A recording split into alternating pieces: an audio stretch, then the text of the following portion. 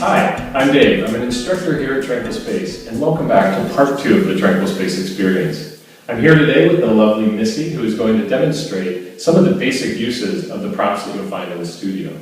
At the beginning of every practice, we like to center in a comfortable seated posture that Missy's in right now. Sometimes we prop the hips up on a blanket, which just helps alleviate any pressure on the lower back or the legs. Blankets are also really useful for some deeper forward folding. You can still sit up on the edge of it, and it takes pressure off the backs of the legs. So why don't you go ahead and extend your legs out, Missy?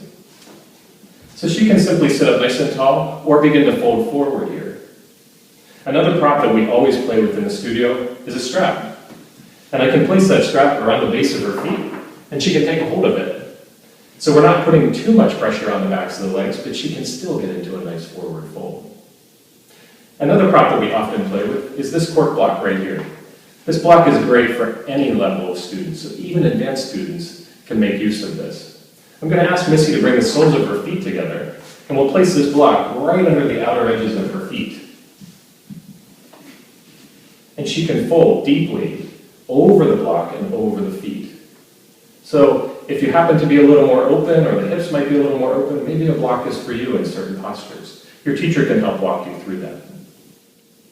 So that was an example of using a block in a somewhat more advanced posture. But one modification using that very same block is an extended side angle like Missy's in right now. We've placed the block right in front of her front foot, and she can bring her hand down to the block, which just makes the floor a little bit closer to her so she doesn't have to stretch so far.